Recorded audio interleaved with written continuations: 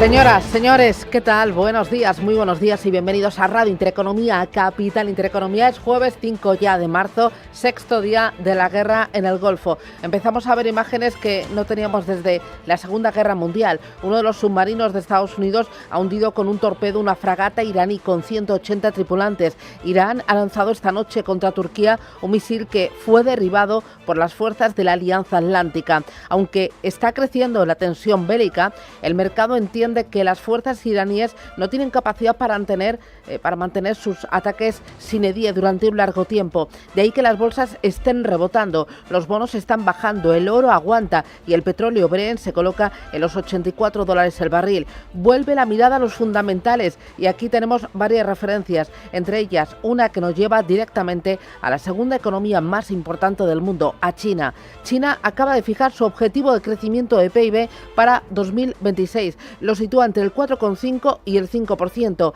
Es el ritmo más bajo en décadas. El gobierno de Xi Jinping reconoce un ritmo de crecimiento más lento mientras está navegando entre la deflación, los ataques arancelarios y, Eva Villanueva, un elevado endeudamiento. Pues sí, es el paraguas, la hoja de ruta que se ha puesto sobre la mesa en esa reunión parlamentaria anual del país, conocida como las dos sesiones.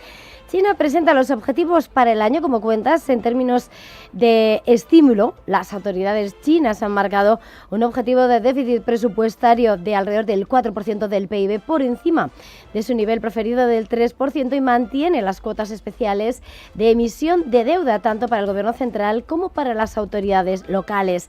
Por el lado de los precios llega todo un reto mientras se compromete a acabar con la deflación este 2026. En 2025 el IPC se situó en el 0,7% y ahora el objetivo se marca en alrededor del 2%, todo un desafío según los analistas, teniendo en cuenta esas prolongadas presiones deflacionarias, un IPC prácticamente sin cambios, precios al productor en descenso y el deflactor, la medida más amplia de precios, también negativo. Sobre el mercado laboral apuntan a una tasa de desempleo urbano del 5,5%.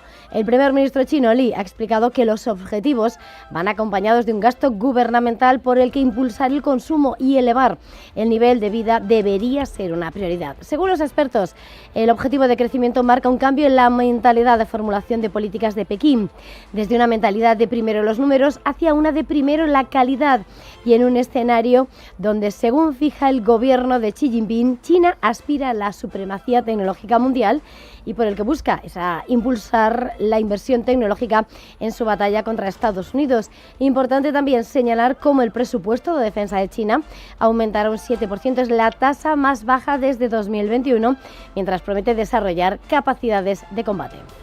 Los mercados financieros hoy están de rebote. El verde tiñe las bolsas, especialmente en Asia, donde el Kospi está volando a doble dígito. Y siguiendo la estela positiva de Wall Street, el riesgo geopolítico sigue impulsando al oro y también el petróleo. Empezando por lo último, como decías, tras el batacazo, el desplome de ayer del Kospi surcoreano, es precisamente el índice de Corea el claro protagonista. 9% a esta hora es lo que sube, ha llegado a subir el 2%, anotándose su mejor día desde 2008.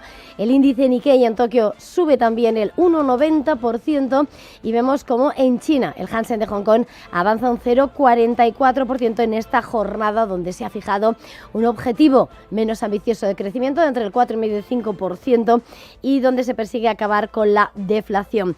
Un escenario donde los inversores parecen algo más relajados en torno a las tensiones en Oriente Próximo. Veíamos anoche como Wall Street se anotaba ganancias generalizadas, el índice rector subía al 0,78%, el Nasdaq 100, la tecnología, subía con fuerza el 1,51% y a esta hora vemos como en página de futuros caen el S&P 500 un 0,24% y también la tecnología, que se deja el 0,29%. Un ánimo de los inversores que se veía alimentado anoche, que sentaba bien tras los datos de ISM de servicios y en un escenario donde se han relajado las temores sobre lo que puede afectar al crecimiento y viendo, por supuesto, lo que el mensaje de Estados Unidos en torno a las garantías para el suministro de petróleo. En este escenario, el índice dólar vuelve a ser claro ganador, 99,02 en esa canasta frente a las principales divisas. También en el mercado de deuda hemos visto unos bonos que caían, unas rentabilidades que subían, y el Treasury a 10 años en el 4,11%, y el oro que vuelve a cobrar brillo con los riesgos geopolíticos, 5.165 dólares, y una Europa que se prepara para abrir con recortes del 0,62% en el caso del DAX. El IBEX 35 hoy anticipa caídas del 0,22%, el Eurostoxx 50 el 0,51%, teniendo clara atención puesta en las tensiones que se miden en torno al petróleo, motor inflacionario, 83,52 dólares el Brent. West Texas 76,87 dólares, suben un 3%. Y ahí está el petróleo, muy pendiente de esa guerra que sigue su curso. La tensión diplomática entre Estados Unidos y España se está enredando. Sí, hay reproches cruzados. Apenas un día después de que el presidente Donald Trump amenazara con represalias comerciales contra el país europeo, Washington afirma que Madrid ha accedido a cooperar con el ejército norteamericano. Caroline Leavitt es la portavoz de la Casa Blanca. Con respecto a España, creo que escucharon alto y claro el mensaje del presidente ayer y, según tengo entendido, durante las últimas horas han acordado cooperar con el ejército estadounidense, por lo que sé que este se está coordinando con su contraparte en España. Pero el presidente espera que todos nuestros aliados europeos, por supuesto, cooperen en esta misión largamente buscada no solo para Estados Unidos, sino también para Europa, para aplastar al régimen rebelde iraní, que una vez más no solo amenaza a Estados Unidos, también a nuestros aliados europeos. El gobierno español salió corriendo a desmentir estas declaraciones. José Manuel Álvarez, el ministro de Exteriores español, reiteraba el no a la guerra de la declaración institucional por la mañana de Pedro Sánchez. Será la portavoz de la Casa Blanca, pero yo soy el ministro de Asuntos Exteriores del Gobierno de España y le digo que nuestra posición sobre el uso de las bases, sobre la guerra en Oriente Medio, sobre los bombardeos en relación a Irán, no ha cambiado en absoluto. Nuestra posición sigue absolutamente invariable y desmiento tajantemente cualquier cambio ni cualquier indicio de dónde puede venir. No tengo la menor idea. Declaraciones en sentidos opuestos. Washington se reafirma en sus palabras. El secretario del Tesoro de Estados Unidos, Scott Bessent, respalda públicamente las amenazas de Trump de suspender el comercio con España. Asegura que la decisión española habría afectado directamente a la logística militar de su país en el momento más crítico de la operación y, por lo tanto, que era una auténtica amenaza. La frustración del presidente Trump con el gobierno español está justificada porque, en primer lugar, han sido pésimos actores. Son el único miembro de la OTAN que no cumple con los requisitos de la organización. Eso se conoce como aprovecharse, así que el gobierno español se está aprovechando intencionadamente del gobierno estadounidense y de todos los demás aliados de la OTAN que han dado un paso al frente, y luego fue inaceptable durante el fin de semana que los españoles se mostraran tan poco cooperativos con respecto a las bases estadounidenses y a lo que podemos hacer con nuestros aviones. Los españoles ponen en peligro vidas estadounidenses.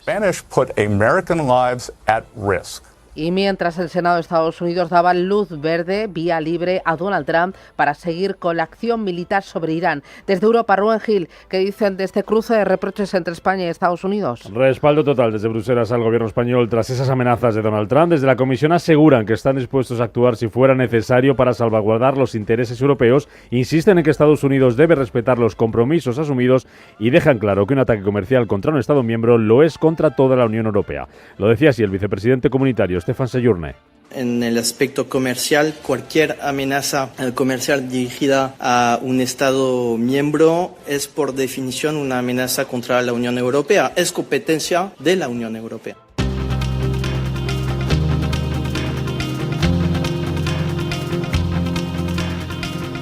Banco Santander patrocina este espacio.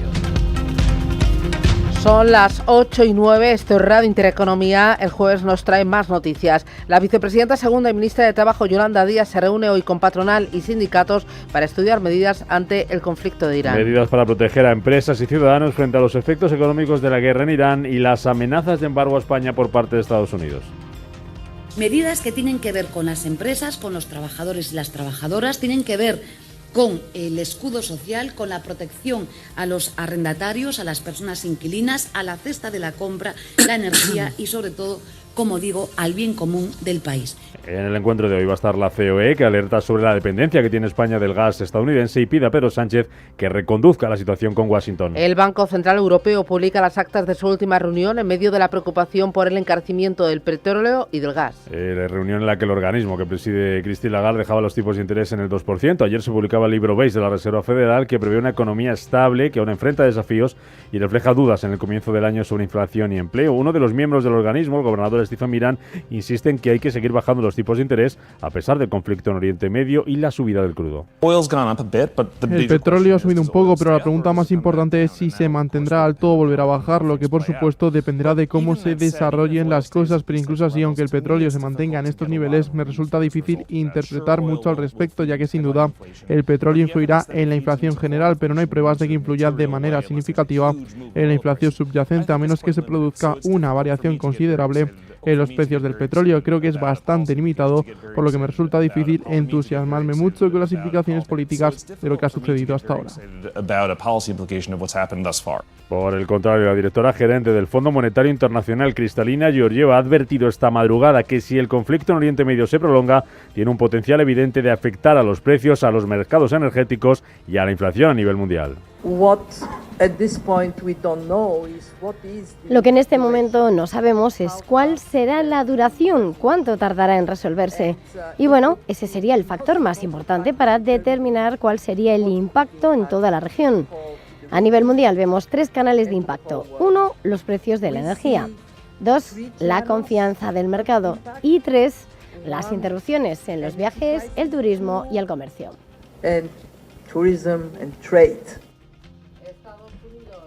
Estados Unidos publica su balanza comercial de enero, después de que cerrase diciembre con un aumento del déficit. Y eso a pesar de los cambios que la Casa Blanca ha hecho en política arancelaria y de las tarifas impuestas por Donald Trump a diferentes países que el Supremo ha considerado ilegales. Tras esa sentencia, el presidente estadounidense anunciaba nuevos aranceles globales que, según el secretario del Tesoro Scott Bessent, van a entrar en vigor esta misma semana. Seguramente sea esta semana, y de nuevo eso está contemplado en algo llamado sección 122, que es una autoridad de 150 días, y durante ese tiempo veremos estudios del Departamento de Comercio de Estados Unidos sobre los aranceles de la sección 310 y del Departamento de Comercio sobre la sección 232, y tengo la firme convicción de que los tipos arancelarios volverán a los antiguos en un plazo de 5 meses. Y amenaza del presidente ruso Vladimir Putin. Dice que podría ser momento de dejar de suministrar gas a los mercados europeos. Dice que solo es una posibilidad y que va a encargar al gobierno junto con las empresas rusas que estudien este tema. La advertencia de Putin se produce mientras Bruselas presiona para eliminar gradualmente el gas ruso por gasoducto a partir del año 2027. Como acabas de decir, planean dentro de un mes, el 24, a partir del 25, introducir restricciones a la compra de gas ruso, incluido el gas licuado, y dentro de un año, en 2027, se impondrán restricciones aún mayores hasta llegar a la prohibición total. Ahora se están abriendo otros mercados y tal vez nos convenga más dejar de suministrar al mercado europeo ahora mismo, entrar en los mercados que se están abriendo y afianzarnos allí. Y el primer ministro de Canadá, Mark Carney, pide estrechar la alianza con Australia ante la ruptura del orden global. Carney, que está de visita estos días en aquel país, en Australia, para afianzar los lazos comerciales, no descarta incluso una posible participación en la guerra de Irán. Nunca se puede descartar categóricamente la participación. Apoyaremos a nuestros aliados, pero tiene sentido. Hay una diferencia entre las acciones ofensivas que han llevado a cabo y están llevando a cabo Estados Unidos e Israel sin consultar con Canadá ni con otros aliados, y nosotros no formamos parte de esas acciones, pero siempre defenderemos a los canadienses, siempre apoyaremos y defenderemos a nuestros aliados cuando nos lo pidan.